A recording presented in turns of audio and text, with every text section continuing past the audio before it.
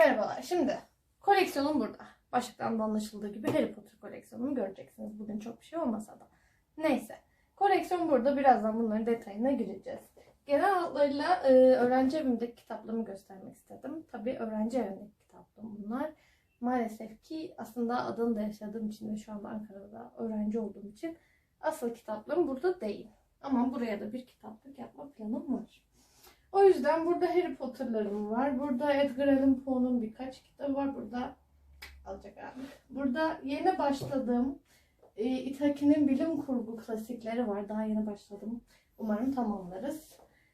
Burada Percy Jackson, yanlış hatırlamıyorsam, evet, 10. yılın özel seti bu. Bu var. Deadpool, Küçük Prens, işte Tolkien mirası ama Yüzüklerin Efendisi yok. Bu var. Bunlar ne tatlış. Boş verin. Günlük 3. Esrarengiz Kasaba var. Burada Otostopçu'nun Galaksi Rehberi var. Bu tek cilt versiyonu. Alfa yayınlarının bir tane daha vardı. Hangi yayın oldu? Unuttum. Onu sevmedim. Bunu aldım. Burada klasiklerim var. 3-5 tane asıl klasiklerim Adana'da. Burada 101 serisi var. Bu Say yayınlarının. Çok çok güzel. Bunlardan sonra detaylı bahsederim. Evin geri kalanında da kitaplarım var. Fakat dağınık. Harry Potter koleksiyonuna geçiyoruz. Öncelikle fantastik canavarlar nelerdir, nerede bulunurlarla başlayalım. Bu resimli baskısı diğer resimli baskılar gibi Jim Kay tarafından değil, ismini tam okuyamadığım bu insan tarafından çiziliyor. Fakat bunun güzel bir tarafı var. O da hemen yavaş yavaş açayım. Bunlar eskiz gibi çizilmiş genel olarak. Yani bunlar yağlı boya gelecek azıcık da. Yani canavarlar biraz eskiz modelinde çizilmiş, gösterilmiş. Değişik çizimler yani. Daha ne diyeyim? Yani canavarı bulamadım o dediğim canavarı. Neyse. Böyle yavaş yavaş bakalım. Şimdi bu kitaba gerek var mı? Harry Potter severler. Bu kitaba gerek yok diyeyim. Yani benim için var. Ben seviyorum böyle resimlerini görmeyi. Tam detaylı anlatımları seviyorum. Onun için benim için gerek vardı. Fakat buna o kadar para vermeyeyim diyorsanız, bu versiyonunda içeriği aynı. Ama resimli ama ne diyorum ben ya? Yani şöyle göstereyim. Bunun fiyatı 35 TL'ymiş. Ne kadar aldım hatırlamıyorum. O civar aldım galiba. İçi böyle kabartmalı burası. Pek değil ama kabartmalı. Güzel. Bu da yeterli. Ama resimli olsun. Daha güzel dursun. Kitaplığımda istiyorsanız kesinlikle bu. Ansiklopedi gibi bence. Ama şey yok. Yani bunun gibi ne denir buna? Koruyucusu yok. Böyle. Geçiyoruz diğerlerine. Gelelim Harry Potter kitaplarının resimli versiyonlarına. Şimdi bunların içine detaylıca göstermeyeceğim. Çünkü yeterince insan detaylı gösterdi diye düşünüyorum. Ben bunları nereden ne kadar aldım, siz nereden ne kadar alın, genel olarak onları konuşmak istiyorum. Ben bunu ilk önce Felsefe Taşı'nı biraz aptallık ederek, Ankara'dakiler bilir, Dost Kitap Evi'nden 110 liraya aldım. Ama internet fiyatı 70-80 lira yani. Hiç gerek yok. İnternetten alın gitsin. Bu Sırlar Odası'nı maalesef ki BKM kitaptan aldım.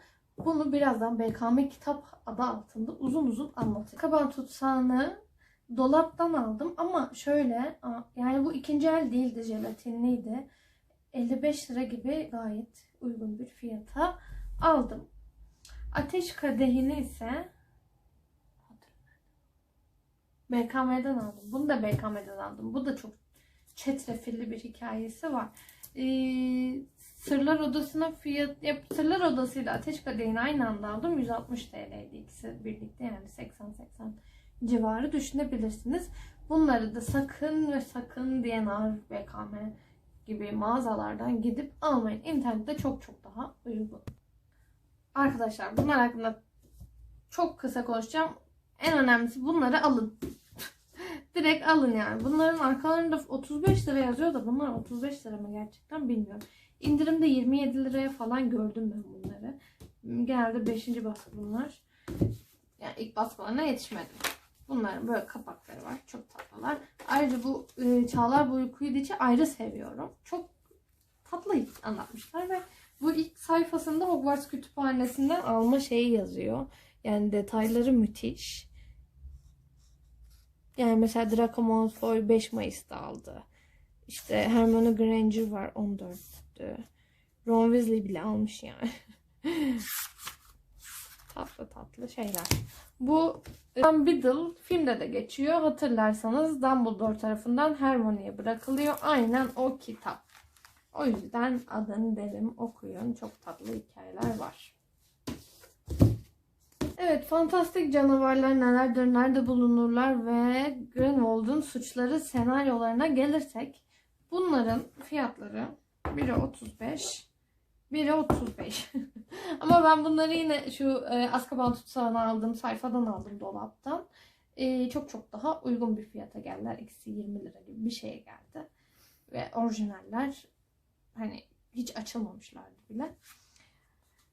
Önerir miyim? Yani kitaplığınızda güzel durur. Onun dışında zaten filmin senaryosu yani çok. Ama ben bayağı içinde olmayı sevdiğim için bu olayların aldım. Çok fazla söyleyecek bir şey yok bunlar hakkında.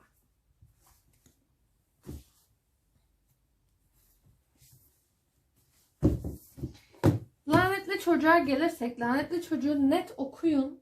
Çünkü yani tiyatro halinde yazılmış. Ben bunu bir saatte falan bitirdim.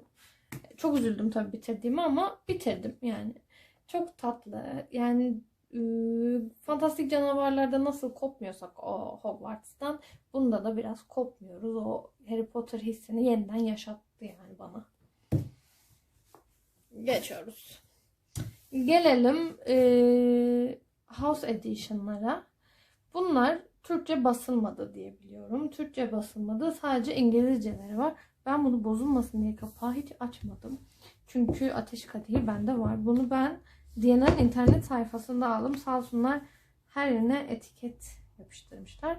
Burada 93,5 yazıyor ama internette bu 56 liraydı. Gidip Diyanar sayfasında çok çok daha pahalıya alıyorsunuz zaten. Hiç gerek yok. Bu kitabın özelliği nedir derseniz, Harry Potter'ın tüm kitapları 20. yıla özel olarak böyle Harry Potter binalarına özel tasarlandılar. Bu Hufflepuff Edition'ı. Bunların sert ciltlileri var. Böyleleri var. Değişik değişik versiyonları var. Bunların içinde ilk sayfalarda genelde bu Hufflepuff'la ilgili genel bilgiler var. Sonra da en arkasında da test var. Kitapla ilgili bir test var. Her kitapta bulunuyor bunlar. Bir tane yeter bence. Hepsinin koleksiyonu yapmaya gerek yok. Onun hepsinin koleksiyonu yapacak para da yok arkadaşlar. Çünkü Türkiye'de kitaplar çok pahalı. Neyse.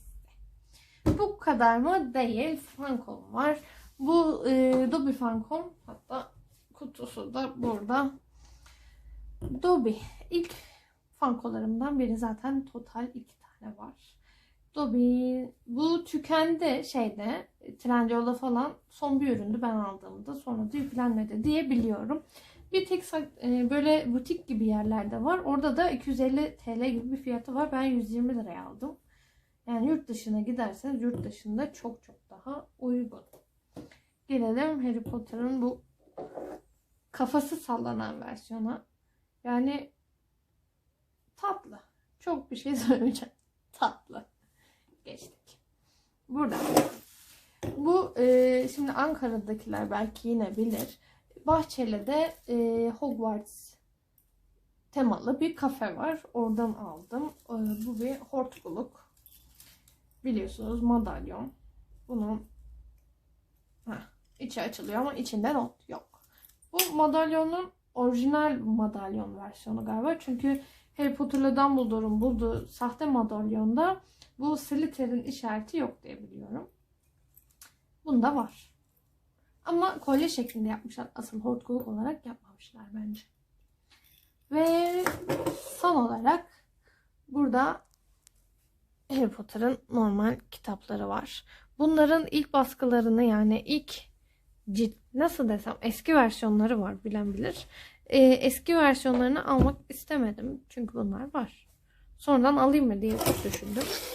Gerek yok. Var mı sizce? Yok. Harry Potter koleksiyonum bu kadar. Şimdi bu BKM kitap olayını, Amazon Prime olayını biraz açıklayayım. Sonra da kapatalım.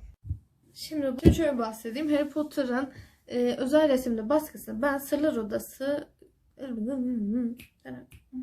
neyse, Harry Potter Sırlar Odası ve Ateş Kadehi özel baskısını ben BKM kitaptan sipariş etmek gafletinde bulundum. Bu 14-15 gün geçti. Sonra hala sipariş yok tabii. Kargoda gözüküyor. Bir tanesi başka bir yerde gözüküyor. Öyle böyle şeyler. Ben bunları arıyorum günlerce. 2-3 gün boyunca aradım. 20'şer dakika. Şey diyorlar işte, beklemek istemiyorsanız 1'e basın falan filan. En son 1'e bastım. Baktım zaten yok. Ben unuttum. Kitaplar geldi. Sipariş iptal talebinde bulundum. Yine iptal olmadı tabii ki. Sallamadılar beni pek. 1'e bastım. Her neyse. 2 hafta sonra siparişler geldi tabii. Ama bayağı bir süre geçtikten sonra teker teker geldiler. 2 hafta sonra anlatacağım bu 2 hafta sonrayı. 2 hafta sonra beni aradı BKM kitaptan bir müşteri temsilcisi. Yardımcı olacağım bir konu var mı dedi. Ben de anlattım böyle. Peki teşekkür ederim. Peki başka yardımcı olabileceğim konu var mı dedi. Yok dedim ve kapattı. Hiçbir şey olmadı yani. Leş. Yok işte sistemleri değişmişti falan da filan da. Boş işler bunlar. Neyse, ne diyecektim? Arkadaşlar, İnternet alışverişine gelirsek bu kitapları ben genel olarak Amazon'dan söylemenizi tavsiye ederim. Ben yeni keşfettim Amazon'u. Yani mağara adamı mıydım acaba? Yeni keşfettim. Ben nereden bileyim arkadaşlar? Kimse bana söylemedi ki.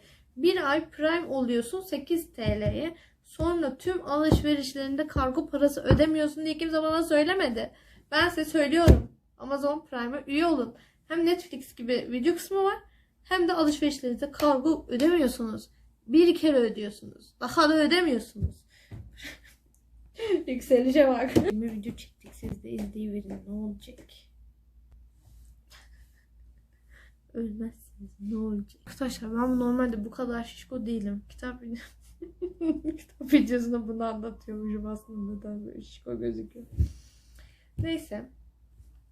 Olarak Harry Potter koleksiyonumu anlatmaya çabaladım. En azından çabaladım.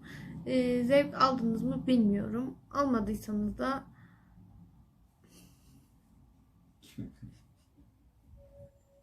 diyormuşum. Hayır. Neyse, beni izleyin. İzletin. Sonra deyin ki bana, Diru şunun videosunu çek. Çekeyim ben de. Hangi kitabı istiyorsanız. Neyse. Ufak tefek de olsa göstermeye çalıştım. İşte kısaca Harry Potter koleksiyonum buydu. Umarım ileride daha da büyür. Bu kadar. Şimdi ne diyeceğim? İzlediğiniz için teşekkür mü etmem lazım mesela? İzlediğiniz için teşekkür ederim.